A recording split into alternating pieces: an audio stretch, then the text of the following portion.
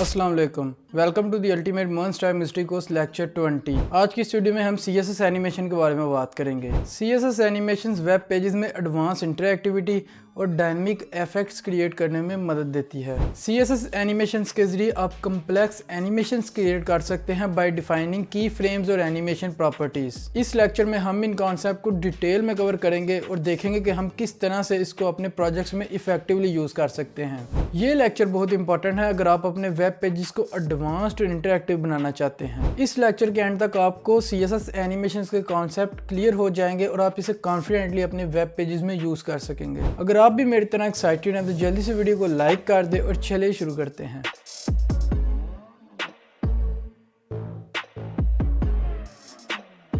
जी, तो अभी मैं अपने कंप्यूटर की स्क्रीन पर आ चुका हूँ। सबसे पहले मेरे पास एक index.html की फ़ाइल है, एक style.css की फ़ाइल है और इसके अलावा मेरे पास readme.md की फ़ाइल है। अच्छा, तो ये मेरे पास readme.md की फ़ाइल है और यहाँ पे मेरे पास डेफिनेशन है, CSS animations allow you to create multiple keyframes specifying intermediate points along the animation sequence। तो इससे भी पहले मैं आपको बताना चाहता हूँ CSS एनिमेशन क्या है। इस डेफिनेशन को मैं बाद में एक्सप्लेन करूँगा। CSS एनिमेशन से भी हम कुछ इस तरह के इफ़ेक्ट्स क्रिएट कर सकते हैं अपनी वेबसाइट में, जैसे हम CSS ट्रांजिशन से करते हैं, जो कि हमने लास्ट लेक्चर में पढ़ी है CSS ट्रांजिशन। तो CSS ट्रांजिशन से हम क्या करते हैं, जैसे कि एक बटन है, बटन के ऊपर हावर किया और हावर पे मैंने उसकी विड्थ को चेंज किया, मैंने उसके बैकग्राउंड कलर को चेंज किया, मतलब मैंने उसके स्टाइल को चेंज किया, जितनी भी प्रॉपर्टीज़ मैं चेंज करना चाहता था। अब मैंने उस पर एक दफ़ा हवर किया और उसकी सारी प्रॉपर्टीज़ चेंज हो गई हैं। अब अगर मैं चाहता हूँ कि उसकी प्रॉपर्टीज़ थोड़े डिफरेंट तरीके से चेंज हो, मतलब कि उसकी जो लेट्स सपोज मैं चाहता हूँ कि उसकी विड्थ एक दफ़ा बढ़े, उसकी पैडिंग बढ़े, एक बटन है उसकी, तो मैं ना आपको एक एग्जांपल से दिखाता हूँ। मेरे पास एक एग्जांपल है इसके लिए। अच्छा, तो ये मेरे पास ना एक एग्जांपल है, इसमें मैं आपको दिखाता हूँ। हमने ट्रांजिशन को सीखा था लास्ट लेक्चर में, तो इस पे मैंने एक ट्रांजिशन लगाई हुई है फर्स्ट सर्कल पे, जो कि हमारा लाइट ब्लू कलर में है। अब इस पे मैं अपने माउस को लेके जाता हूँ, यह ट्रांजिशन चली है और इसका बैकग्राउंड कलर हो गया है चेंज। माउस को मैंने इस पे किया, मतलब कि हावर किया। अब मैं हावर ख़त्म करता हूँ तो ये दोबारा से इसका कलर वापस आ गया। अब ये नीचे वाला जो सर्कल है, इस पर मैंने लगाई हुई है एनिमेशन, तो वो एनिमेशन भी मैंने लगाई है कि हावर पे चले। तो इसमें मैं ले गया अपने कर्सर को और अब ये देखिए क्या हो रहा है, ये मल्टीपल कलर्स को चेंज कर रहा है और दूसरे नंबर पे ये इन्फिनिटी चल रहा है कि ये चलता रहेगा, रिपीट होता रहेगा, ये रुकेगा नहीं, ये वाली एनिमेशन जो है हमारी। तो ये बेसिकली फ़र्क है इसमें। और ये किस तरह से मल्टीपल कलर्स आ रहे हैं, मल्टीपल कलर्स इस तरह से आ रहे हैं कि हमारे पास CSS एनिमेशन में कुछ की फ्रेम्स होते हैं। की फ्रेम्स क्या होते हैं कि हम वहाँ पे पॉइंट्स दे सकते हैं कि हमारी एनिमेशन का अगर टाइम है 10 सेकंड, तो मैं चाहता हूँ कि उसके 1 सेकंड पे जब हमारी एनिमेशन 1 सेकंड तक चल पड़े, तो वो उसका क्या है, वो उसका 10वां हिस्सा है, तो 10वां हिस्सा मतलब उसका 10% है। तो जब हमारी एनिमेशन 10% पर पहुँचे तो उसमें ये वाली प्रॉपर्टीज़ चले। उसके बाद मैं 20% का एक की फ्रेम बनाता हूँ, मैं 30% का एक की फ्रेम बनाता हूँ और उन पे मैं डिफरेंट डिफरेंट प्रॉपर्टीज़ लगाता हूँ। तो इसी तरह हमारी ये CSS एनिमेशन में हुआ है। यहाँ पे मैंने मल्टीपल प्रॉपर्टीज़ लगाई हुई हैं, मल्टीपल की फ्रेम्स बनाकर, जिसकी वजह से हमारे पास डिफरेंट स्टाइलिंग आ रही है हर 1 सेकंड के बाद या आधे सेकंड के बाद। तो उम्मीद है आपको इसका डिफरेंस समझ आ गया होगा कि हमें क्यों इसको यूज़ करना चाहिए। तो अभी मैं अपने ना readme.md की फ़ाइल पे आता हूँ, यहाँ पे आपको दिखाता हूँ CSS animation allow you to create multiple key frames, जिसके बारे में मैंने अभी आपको बताया। ये यहाँ पे मल्टीपल की फ्रेम्स क्रिएट हुए हुए हैं और स्पेसिफाइंग इंटरमीडिएट पॉइंट्स के आप उसके दरमियान में पॉइंट्स को डिफाइन कर सकते हैं अलॉन्ग द एनिमेशन सीक्वेंस। तो इम्पोर्टेंस की बात करें तो they enable complex animations without the need of JavaScript, मतलब कि जावास्क्रिप्ट को यूज़ किए बगैर आप कम्प्लेक्स एनिमेशंस क्रिएट कर सकते हैं एनिमेशन CSS एनिमेशंस की मदद से। CSS ट्रांजिशंस की मदद से आप कम्प्लेक्स एनिमेशंस नहीं क्रिएट कर सकते। CSS एनिमेशन सिर्फ यूज़ होती है अगर आप किसी चीज़ के हावर पे, किसी बटन क्लिक पे किसी भी या आप या फिर क्या लें कि फोकस पे आपने उसको चलाना है, तो उसके लिए आपके CSS ट्रांजिशंस यूज़ होती हैं, जिसमें आप एक ही तरह की प्रॉपर्टीज़ रख सकते हैं, मतलब कि एक ही दफ़ा प्रॉपर्टीज़ रख सकते हैं और आपकी फ़र्स्ट प्रॉपर्टी जो लगी होंगी उनसे आपका जो आपने CSS ट्रांजिशन में प्रॉपर्टीज़ दी हैं वहाँ पे आपके वेब पेज मूव हो जाएगा। लेकिन वहाँ पे मतलब वो आपका स्टाइल हो जाएगा आपके एलिमेंट का। तो लेकिन अगर हम बात करें इस एनिमेशंस की, तो इसमें आप मल्टीपल पॉइंट्स बना सकते हैं अपनी एनिमेशंस के लिए, मींस के आप उसको मल्टीपल स्टाइल्स दे सकते हैं, हर एक सीक्वेंस के हिसाब से हर एक पार्टीशन उसकी कर सकते हैं कि इतने पार्ट पे जब हमारी CSS जितने इतने पार्ट पे हमारी एनिमेशन पहुंचे, मतलब 2 सेकंड में पहुंचे, तो ये वाला स्टाइल चले। तो आगे हम बात करें की फ्रेम्स इन CSS एनिमेशन, इसके बारे में मैंने आपको बताया भी है। Define the intermediate steps in an animation, इस तरह से होते हैं हमारे की फ्रेम्स कि यहाँ पे एक की फ्रेम लगा हुआ है फ्रॉम, कि जहाँ से शुरू हो। तो ये बिल्कुल CSS ट्रांजिशन की तरह ही है, इसमें कोई इतना चेंजिंग नहीं है। ये जो जो एग्जांपल अभी यहाँ पे है ये CSS ट्रांजिशन की तरह ही है। इसमें मैंने क्या डिफाइन किया है, फ्रॉम। फ्रॉम क्या कि कहाँ से शुरू हो, कहाँ से चले। तो फ्रॉम में मैंने दिया है बैकग्राउंड कलर रेड, तो इसका मतलब है बैकग्राउंड कलर रेड से चले। और टू के कहाँ पे जाए, तो वो मैंने दिया है बैकग्राउंड कलर येलो, तो कलर येलो पे जाए। तो इसके अलावा मैं अगर बात करूँ अप्लाइंग CSS एनिमेशंस, सबसे पहले हम यहाँ पे हमारे पास एनिमेशन नेम की प्रॉपर्टी है, specifies the time sorry specifies the name of the key frames animation. मतलब कि जो जैसे हम ट्रांजिशन में अपनी प्रॉपर्टी का नेम लिखते थे, जैसे कि बैकग्राउंड कलर को हमने देना है तो हम बैकग्राउंड कलर, कलर को देना है तो हम कलर लिखते थे। इसी तरह यहाँ पे हमने ये जो की फ्रेम्स बनाया है ना, ये की फ्रेम, इसमें हमारा एक नेम होता है कि ये की फ्रेम किसके लिए है। लाइक मैंने अगर यहाँ पे 3 डिफरेंट बनाए हैं, मैं डिफरेंट जगह पे 3 जगह पे यूज़ करना चाहता हूँ अपने वेब पेज में, तो किस तरह पता चलेगा कौन सा है किसके लिए। उसके लिए हमारे पास एक नाम होता है। ये यहाँ पे एग्जाम्पल है, यहाँ पे मैं एग्जाम्पल 1 करूँगा, यहाँ मैं एग्जाम्पल 2 करूँगा, तो ये तीनों सेपरेट नेम है। तो इनको हम कैसे यूज़ करेंगे, अब इस ट्रांजिशन को, इसका नेम है एग्जाम्पल, तो यहाँ पे आके मैं एनिमेशन नेम में एग्जाम्पल दे दूंगा। अगर इसका नेम होता एग्जाम्पल 2 और मैंने इसको यूज़ करना है इस की फ्रेम को, तो मैं यहाँ से इसको कॉपी करूँगा और यहाँ पे आके एग्जाम्पल 2 दे दूंगा। तो उम्मीद है आपको इसकी समझ आ चुकी है। एनिमेशन ड्यूरेशन, ये इसी तरह ट्रांजिशन ड्यूरेशन की तरह ही है, specifies the duration of the animation. तो इसमें हम टाइम दे सकते हैं 4 सेकंड, 10 सेकंड, 12 सेकंड, जितना भी हम चाहते हैं। Other animation properties, animation timing function, तो ये भी सेम ट्रांजिशन वाले की तरह ही है कि ईज़ इन आउट, या ईज़ इन या ईज़ आउट या लीनियर, तो ये उसी तरह ही है। तो ये हमारे पास इसमें कुछ वैल्यूज़ होती है एनिमेशन टाइमिंग फंक्शन में, ease, linear, ease in, ease out, ease in out और क्यूबिक बीजर। तो ईज़ के बारे में मैं आपको बताऊं, this is the default timing function, it start slow, accelerate and then slow down again before ending. मतलब ये स्टार्टिंग में आपकी एनिमेशन तेज़ चलेगी, दरमियान में सॉरी स्टार्टिंग में आपकी एनिमेशन स्लो चलेगी, दरमियान में ये थोड़ी सी एक्सेलरेट करेगी और एंड होने से थोड़ी देर पहले ये फिर से स्लो हो जाएगी। ईज इन की बात करें तो ये स्टार्ट स्लो करती है और फिर आगे जाके एक्सेलरेट हो जाती है और एंड तक ये तेज़ जाएगी। ईज आउट की बात करें तो वो स्टार्ट तेज़ होगी और फिर मिड से लेके एंड तक वो जो है स्लो जाएगी। ईज इन आउट की बात करें तो ये ईज की तरह ही है, ये स्टार्ट स्लो करेगी, दरमियान में ये एक्सेलरेट करेगी और फिर लास्ट से पहले थोड़ी देर पहले ये स्लो हो जाएगी। इसके अलावा हमारे पास एक एनिमेशन डिले की प्रॉपर्टी होती है इसमें, तो उसका क्या काम होता है, specifies the delay before the animation start. तो एनिमेशन के स्टार्ट होने से पहले जो हमारे पास एक डिले हम कर सकते हैं कि इतने टाइम के बाद हमारी एनिमेशन स्टार्ट हो, लाइक यहाँ पे 2 सेकंड है तो हमारी एनिमेशन 2 सेकंड के बाद स्टार्ट होगी। इसके बाद हमारे पास एनिमेशन इटरेशन काउंट है इसमें एक प्रॉपर्टी, तो ये क्या करती है, specifies the number of times the animation should be played.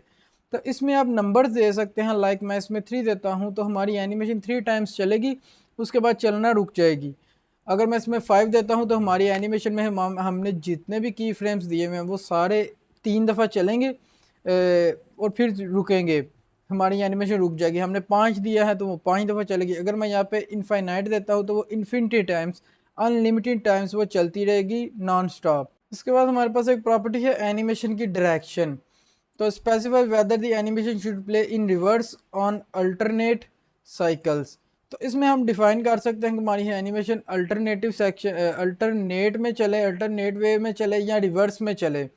तो अगर हम कुछ भी ना डिफाइन करें तो वो प्रॉपर वे में चलेगी, जैसे 0% पे जो हमने दिया वहाँ से लेके 100% तक। तो अब हम आ चुके हैं प्रैक्टिकल एग्जाम्पल पे। तो हम इसकी एक प्रैक्टिकल एग्जाम्पल करेंगे। उसके लिए मैं यहाँ पे ले आता हूँ अपने इस सॉरी, मुझे ना यहाँ पे एक बॉक्स बनाना पड़ेगा, और मैं ना इस सारे कोड को रिमूव करके ना एक दफ़ा दोबारा से बना लेता हूँ, और यहाँ पे अपने स्टाइल को लिंक कर लेता हूँ। तो स्टाइल को मैंने लिंक किया, ओके परफेक्ट। यहाँ पे मैंने एक डॉट बॉक्स, उसके अंदर बॉक्स बना लिया। तो मैं अपने डॉक्यूमेंट में आता हूँ, ओके परफेक्ट, ये हमारे पास बॉक्स आ रहा है यहाँ पे लिखा हुआ। अब मैंने इसको कुछ स्टाइल देना है, तो स्टाइल हमने जो यहाँ पे दिया हम इसी को यहाँ पे लगाएंगे। तो यहाँ पे बॉक्स के अंदर मैं पोजीशन इसी करता हूँ एब्सोल्यूट, और इसके अलावा मेरे पास क्या है यहाँ पे, और इसके अलावा कोई चीज़ नहीं है, ओके। तो अब मैंने क्या करना है, हम यहाँ पे आते हैं अपने यहाँ पे, हमारे पास एनिमेशन की कौन सी प्रॉपर्टी है सबसे पहले। अभी इस की फ्रेम को आप छोड़ दें, ये की फ्रेम तो तब लगेगा ना जब एनिमेशन लगी होगी। एनिमेशन का जैसे कि ये नाम है कहीं पर डिफाइन होगा, तो पहले तो हमने नाम की तरफ जाना है। तो उसके लिए हमें आना पड़ेगा अप्लाइंग CSS एनिमेशन में एनिमेशन नेम। तो एनिमेशन नेम को हम लगाएंगे यहाँ पे, एनिमेशन का नेम हम लिखेंगे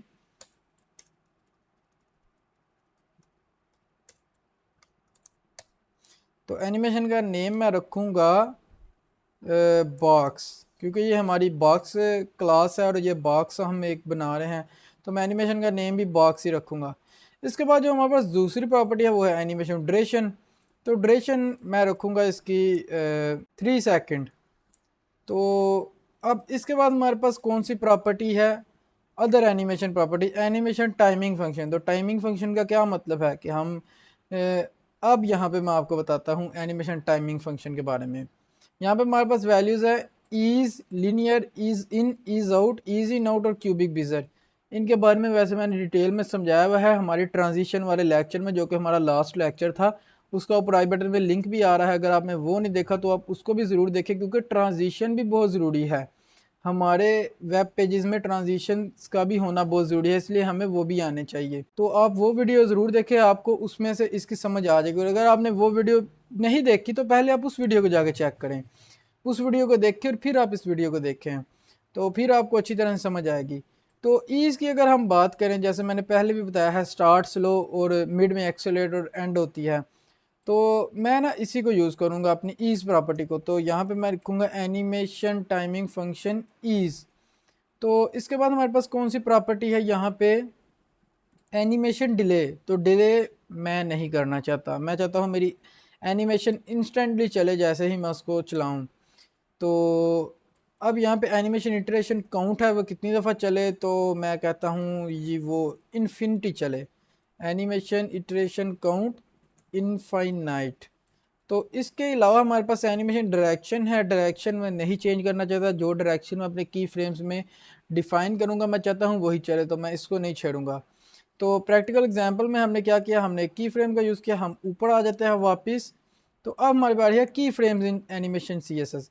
अब ये एनिमेशन मैंने लगाई है, अभी मैं जाके आपको दिखाऊं तो यहाँ पे कुछ भी नहीं हुआ, क्यों? क्योंकि यहाँ पे मैंने एनिमेशन का जो नेम दिया है वो यहाँ कहीं पर डिफाइन ही नहीं है हमारी एनिमेशन। उसके लिए मुझे यहाँ पे लिखना है @की फ्रेम्स, और ये आ गया @की फ्रेम्स आइडेंटिफायर। तो आइडेंटिफायर की जगह हम यहाँ पे एनिमेशन का नेम लिखेंगे, नेम आ गया। अब इसके अंदर मैं लिखूंगा 0%। 0% का क्या मतलब है कि जब हमारी एनिमेशन स्टार्ट हुई है, स्टार्टिंग में वो 0% पे है, 0% पे मैं क्या चाहता हूँ उसके लिए मैं आपको दिखाता हूँ। यहाँ पर मैं बनाता हूँ width 200 pixel, height 200 pixel, background colour light green, और इसके अलावा मार्जिन मैं थोड़ा दे लेता हूँ 100 पिक्सल, ताकि वो थोड़ा सेंटर में आए। ये ठीक है, अभी दैट्स इट।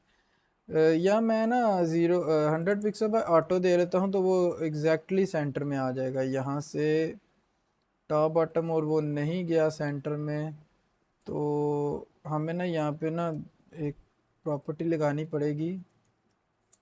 मैं यहाँ पे ना बॉडी से लगा लेता हूँ डिस्प्ले, इसका मैं करता हूँ ग्रिड, और प्लेस आइटम्स मैं कर लेता हूँ सेंटर। तो ओके, और हाइट मुझे चाहिए होगी 100 VH। तो ये मेरा आइटम सेंटर में आ गई। अब मैं इसको ख़त्म करता हूँ, मार्जिन 0 100 ये सारा कुछ। तो ये मेरा बॉक्स आ गया और इसके अंदर मैं अभी ना डिस्प्ले ग्रिड और प्लेस आइटम्स सेंटर करूँगा ताकि मेरा इसके अंदर का कंटेंट भी जो है ना वो सेंटर में आ जाए। कलर मैं उसका वाइट कर लेता हूँ और फॉन्ट साइज़ थोड़ा बड़ा कर लेते हैं, 1.5 REM font, font family Arial. तो इसके अलावा बैकग्राउंड में हम लाइट ग्रे कलर दे लेते हैं। ओके, तो परफेक्ट हो चुका है अभी सारा कुछ। तो अब मैंने क्या करना है, मैंने इस पे लगानी है एनिमेशन। मैंने इस पे एनिमेशन लगाई, अभी कुछ भी नहीं हो रहा। 0% पे मैं क्या करता हूँ, 0% पे मैं इसकी विड्थ को करता हूँ 100 पिक्सल और हाइट भी करता हूँ 100 पिक्सल। तो ये भी आप देखिएगा, ये देखें जैसे ही हमारी एनिमेशन स्टार्ट हुई है, इसने स्टार्टिंग पे क्या किया है, उसको छोटा कर दिया है। क्या मतलब है कि 0% पे मैंने इसको विड्थ दी है 100 पिक्सल। अगर आपको ऐसे नहीं समझ आई तो मैं इसका कलर भी चेंज करता हूँ। 0 पिक्सल पे, 0% पे तो मैं इसका कलर करता हूँ ब्लैक। तो ये देखिएगा, ये 0% पे गया और इसका कलर ब्लैक। तो इसीलिए मैंने ये प्रॉपर्टीज़ यहाँ पे लगाई थी ताकि आपको यहाँ पे अच्छी तरह समझ आ जाए कि 0% से जब ये, इसमें उस तरह नहीं है ट्रांजिशन की तरह कि उसमें ट्रांजिशन में जो प्रॉपर्टीज़ आपने लगाई हैं, ये स्टार्टिंग पे जो आपकी बाय डिफ़ॉल्ट प्रॉपर्टीज़ हैं वहाँ से मूव करके ट्रांजिशन पे जाएगा, नहीं, क्योंकि इसमें है की फ्रेम्स।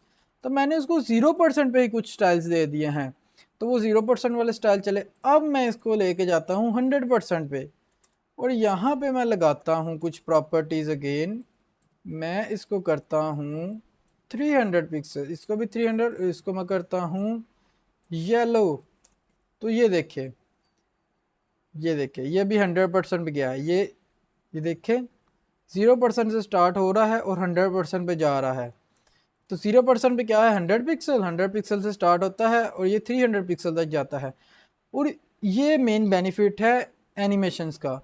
पहले तो मैंने आपको जो एग्जांपल दिखाई थी वहाँ पे मैंने उसको हवर करके चलाया था, क्यों, क्योंकि वहाँ पे मैंने इस तरह से किया हुआ था, डॉट बॉक्स कॉलन हॉवर। और ये जो प्रॉपर्टीज़ थी हमारी, ये ये प्रॉपर्टीज़ मैंने हवर पे रखी हुई थी। तो अभी ये देखिए, ये अपनी नॉर्मल पोजीशन में आ गया है, जो कि इसकी पोजीशन ये है, विड्थ, हाइट और बाकी। जैसे ही मैं इसको हवर करता हूँ तो इसकी वो वाली चलती है जो हमने बनाई हुई है इसकी, ये की फ्रेम्स में जो डिफ़ाइन किया है।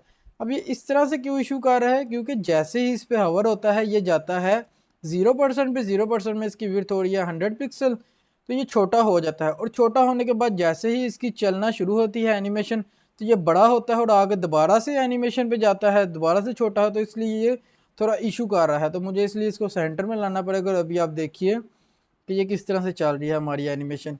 अब मैं इसको बड़ा छोटा अगर करना चाहूँ तो मैं इसे 10% पे ही इस तरह करके आगे, फिर 20% पे मैं इसको छोटा कर देता हूँ और वापस यही प्रॉपर्टी देता हूँ।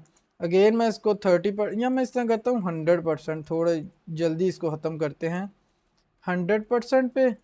और इसको मैं ये प्रॉपर्टी देता हूँ, मैं इसको 75% पे ये प्रॉपर्टी देता हूँ, 50% में मैं इसको ये प्रॉपर्टीज़ देता हूँ और 25 पे मैं इसको ये प्रॉपर्टीज़ देता हूँ। तो ये देखिएगा, ये छोटा, ये बड़ा, ये छोटा, ये गेन बड़ा। तो अब इसमें यही चलता रहेगा। तो ये इस तरह की कम्प्लेक्सिटी हम अपने वेब पेजेस में ला सकते हैं, हम अपनी एनिमेशंस में ला सकते हैं। इस तरह के फीचर्स हम ला सकते हैं। जैसे ये देखिए, ये भी बाय डिफ़ॉल्ट इस तरह से चलता रहेगा। और आप ज़रा इमेजिन करें इस तरह का एक एलिमेंट्स, अभी तो ये थोड़ा बड़ा है, काफ़ी विड्थ में बड़ा हो रहा है। तो अब मैं दिखाता हूँ आपको इसका फ़ायदा क्या है। अभी तो आपको नज़र आया ना जस्ट ये बॉक्स, आप बोलेंगे यार ये बॉक्स मैंने इस तरह का बनाना ही क्यों है। अब बोल सकते हैं यार, बहुत लोग बोलते हैं कि मुझे इसकी ज़रूरत ही क्या है। तो मैं यहाँ पे बटन डॉट बॉक्स बनाता हूँ और बुक नाउ, बुक नाउ का एक बटन बनाया। तो क्लासेस मैंने सेम यूज़ की है, मैं नहीं चाहता यार मैं चेंज करूँ। पोजीशन एब्सोल्यूट को मैं छोड़ देता हूँ, मुझे ज़रूरत नहीं है इसकी, मैंने उसको यूज़ ही नहीं किया। बटन को मैं विड्थ हाइट नहीं देता, मैं ओके मैं कर लेता हूँ 70 पिक्सल और यहाँ पे मैं 30 पिक्सल करता हूँ। तो ज़रा देखते हैं ये, ओके मुझे ना इसको ख़त्म करना पड़ेगा पहले, ये अपनी एनिमेशन को। तो ये ओके, ये मेरा बटन आ रहा है कुछ इस तरह सा, और मैं इसमें ये करता हूँ 1 rem, 1 rem is also big. यार इसको ना ख़त्म करते हैं। ओके, ये मेरा बटन है, इसका मैं बॉर्डर करता हूँ नन, बॉर्डर रेडियस करता हूँ 10 पिक्सल, और पैडिंग करता हूँ 10 पिक्सल, 15 पिक्सल।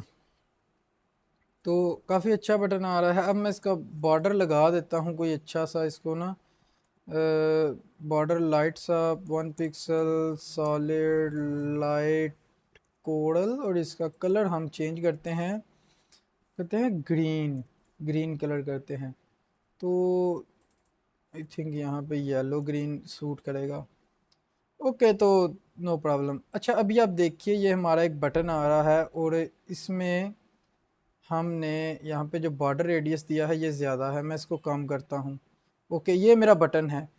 अब सोचे ज़रा, ये बटन एक जगह पे प्लेस्ड है, लाइक मैं इसको ना करता हूँ पोजीशन एब्सोल्यूट, और राइट 20 पिक्सल, और टॉप 20 पिक्सल, तो ये यहाँ पे आएगा, ये आ गया यहाँ पे।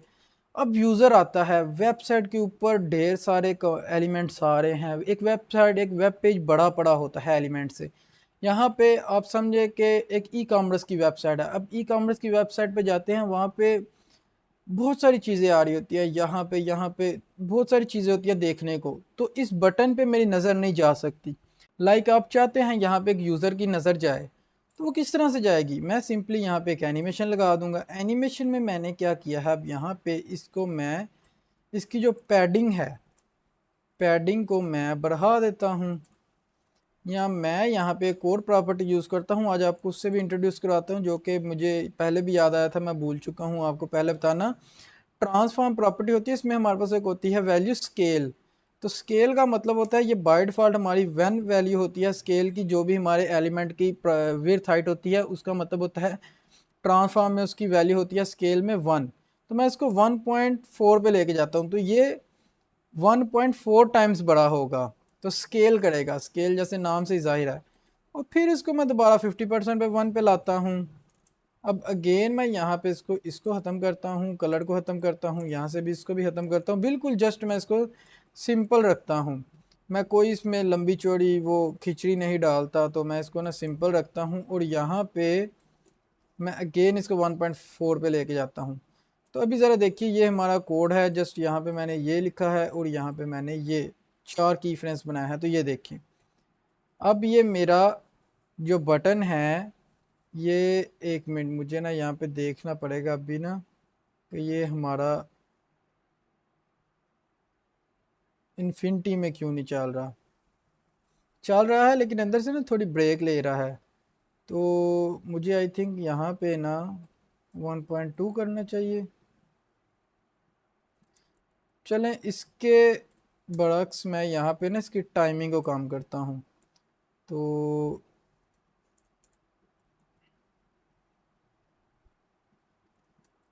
ओके, तो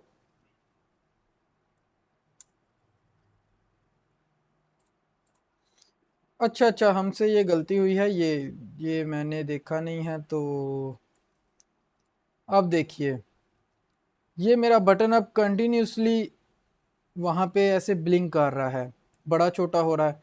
अब मेरी नज़र अगर यहाँ भी है, मैं यहाँ भी कुछ पढ़ रहा हूँ ना, तो मैंने नज़र लेफ़्ट साइड पे रखी हुई है जहाँ पे मेरा माउस है, माउस का कर्सर है, लेकिन मेरी नज़र ऑटोमेटिकली वहाँ पे जा रही है। क्यों? क्योंकि वहाँ पे एक ऐसा एलिमेंट बना हुआ है जो कि मुझे कंटिन्यूसली अट्रैक्ट कर रहा है, जो कि डायनेमिक एक इफ़ेक्ट ऐसा क्रिएट कर रहा है कि ऑटोमेटिकली मेरी नज़र वहाँ पे मूव हो रही है। तो यही मेन पर्पस है इसका एनिमेशंस को लगाने का, और सीएसएस एनिमेशन को यूज़ करने का, कि आप अपने एलिमेंट्स को इस तरह से स्टाइल कर सकते हैं, आप अपने लेआउट्स को इस तरह से स्टाइल कर सकते हैं, आप अपने वेब पेजेस को इस तरह से स्टाइल कर सकते हैं कि वो बहुत ज़्यादा इंटरेक्टिव हो जाते हैं, कि यूज़र की उससे बहुत ज़्यादा इंटरेक्शन बढ़ जाती है। आपके वेब के ऊपर एक यूज़र ज़्यादा टाइम स्पेंड करता है क्योंकि उसको आपकी वेबसाइट पसंद आती है, उसको आपकी वेबसाइट अच्छी लगती है। तो एनिमेशंस की मदद से आप एक यूज़र को ज़्यादा देर के लिए अपनी वेबसाइट पर रोक सकते हैं। और जितनी देर आप ज़्यादा देर रोकेंगे उतना ही ज़्यादा वो आपकी वेबसाइट को एक्सप्लोर करेगा। मे बी वो उसकी वजह से कुछ परचेजिंग की, अगर आपकी ई कॉमर्स वेबसाइट है वो कुछ परचेज़ करे, अगर आपकी कोई और वेबसाइट है लाइक आपकी बिज़नेस वेबसाइट है तो वो आपके बिज़नेस में मतलब चीज़ों को रीड करे। जितनी देर तक यहाँ पे एनिमेशंस आ रही है वो एनिमेशंस को देखते देखते चीज़ों को रीड करे और वो आपको बिज़नेस आपके साथ बिज़नेस करे, मतलब कि वो आपके साथ कोई भी जो भी आप जिस भी तरह की आपकी वेबसाइट है, मतलब ये कि वो आपको बिज़नेस दे वो क्लाइंट। तो यही मेन पर्पस होता है एनिमेशंस को लगाने का अपने वेब पेजेस को अच्छे से स्टाइल करने का, कि ज़्यादा से ज़्यादा देर यूज़र्स के साथ इंटरेक्शन बने। तो उम्मीद है आपको इस लेक्चर की समझ आ चुकी है और इन प्रॉपर्टीज़ की भी समझ आ चुकी है। ये बिल्कुल सिंपल सी चीज़ें हैं। जो प्रॉपर्टीज़ मैंने आपको नहीं करके दिखाई लाइक ये, उनके बारे में मैंने आपको बता दिया। ट्रांजिशन के वीडियोज़ में मैंने वो सारी करवाई हुई हैं। लास्ट लेक्चर है इससे पिछले वाला। एनिमेशन डायरेक्शन की बात करें तो वो जस्ट सिंपल है, लेकिन इसका हम यूज़ नहीं करेंगे, आप यूज़ केस नहीं होगा इसका। तो जस्ट यही है, आपने इसकी प्रैक्टिस करनी है अच्छे से। आप जैसे मैंने अभी इसको बनाया है, आप इसमें किसी भी तरह की प्रॉपर्टीज़ लगा सकते हैं। आप पोजीशन एब्सोल्यूट का यूज़ करके आपके पास कुछ इमेजेस हैं जो आप वन बाय वन ऊपर से ला के ऐसे नीचे लाना चाहते हैं, तो आप पोजीशन एब्सोल्यूट का यूज़ करके एनिमेशंस का यूज़ करके यहाँ पे लाइक आपने 25% पे एक इमेज को नीचे लाया, ऐसे वो नीचे आके ऐसे लगी, यहाँ बिल्कुल नीचे आके वो रुकी और एक ऐसा इफेक्ट क्रिएट हुआ जैसे ही वो नीचे आई।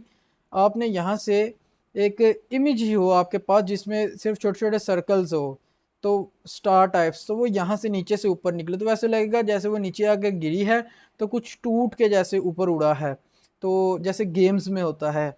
तो इस तरह से आप कुछ इमेजेस को ऊपर से ला सकते हैं, जैसे 25% पे एक आए, 50% पे एक आए। इस तरह के एनिमेशंस मैं बहुत बनाता था। अभी मेरे पास वो कोड नहीं पड़ा हुआ, मैंने वो डाटा लॉस हो गया हुआ मेरा, नहीं तो मैं आपको दिखाता। तो बहुत अच्छी लगती हैं वो एनिमेशन इस तरह की। तो उम्मीद है आपको ये लेक्चर अच्छा लगा होगा। अगर अच्छा लगा है तो वीडियो को ज़रूर लाइक करें और वीडियो के नीचे कमेंट भी ज़रूर किया करें। आप कमेंट करते हैं तो उससे मुझे बहुत ज़्यादा मोटिवेशन मिलती है और मेरा और ज़्यादा दिल करता है कि मैं आपके लिए अच्छे से अच्छा कंटेंट लेके और ज़्यादा से ज़्यादा मेहनत करूं। तो नेक्स्ट आपसे CSS के जो हमारा लास्ट वीडियो होगी CSS की, जिसमें हमने एक मेगा प्रोजेक्ट करना है, उसमें मुलाकात होगी। तब तक के लिए अल्लाह हाफिज़।